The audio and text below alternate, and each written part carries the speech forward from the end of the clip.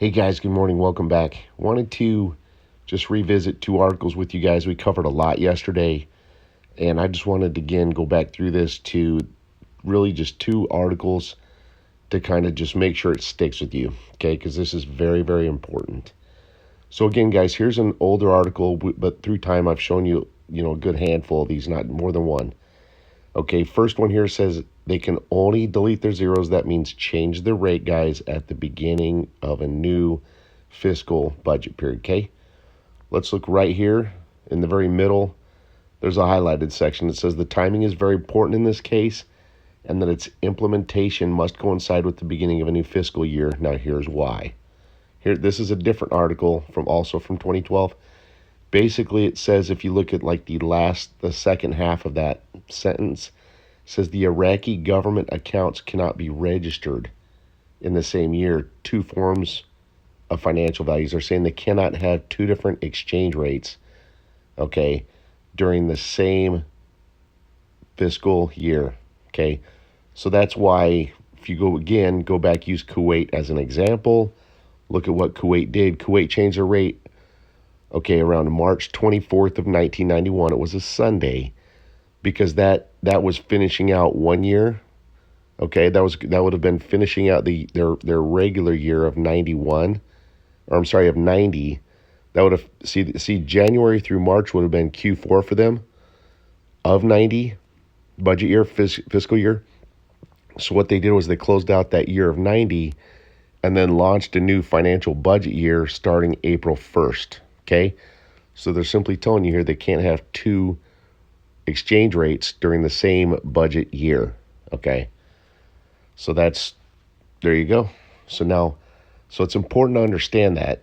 Okay, and then as you guys see, I factually proved to you yesterday that Iraq's fiscal year before they went under the Chapter 7 sanctions of what Saddam did to Kuwait, so prior to 1990, their fiscal year already was April through March, okay, April 1 year to March to the next, and then just like Kuwait, no difference there, and then starting in 90, they went under the Chapter 7 sanctions, so they had to transition because they're under the U.S. and IMF's guidance and control, so they had to transition to a budget kind of fiscal period that was more aligned with the U.S., okay, January through December. They went under our calendar. But guys, and then what I've tried to show you, okay, in that video is that Iraq is pretty much now out of the Chapter 7 sanctions, and they're off all those naughty lists. They got off the OFAC list and everybody else's naughty list. So Iraq is no longer under any restrictions, okay? But you have to understand something. They're not under restrictions, but they also did not do a 2020 budget. See, guys, the 2020 budget is where they would actually show and reflect what their fiscal budget period is. That data comes from a budget. Budgets reflect that information. Iraq did not do a 2020 budget, so you would not know what their fiscal budget year is at this time. If you research Iraq's budget fiscal period, the last material or data that will be referenced, guys, is from their 2019 budget, showing you January through December. Okay, that's what you have to realize in this.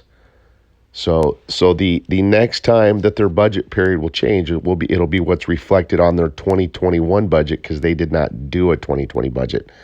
And see, those of you guys that kind of reached out and argued a little with me, you didn't understand this, and some of you guys said, "Oh, my sources are saying this," but see, guys, I don't care what others say because they don't think at the level that we do over here. Okay, they're not smart enough to tell you all this. Okay, so anyway, so that's the reality in this, guys. All right, so here's the next article. So I just wanted to remind you of that step. Now here's, guys, this article came out yesterday. It basically says oil disturbs Iraq's 21 budget and is an expected update of the dinar exchange rate and amending the numbers to reduce the financial deficit. Now, don't forget, guys, what I've already confirmed to you is that right now there's only one thing in Iraq on the table that needs and requires the exchange rate at this time. It's a reform payment for the funding of the reforms, okay? Whenever Iraq has to make that payment, and we know they have to make that payment during their Q4 period by the end of March, okay?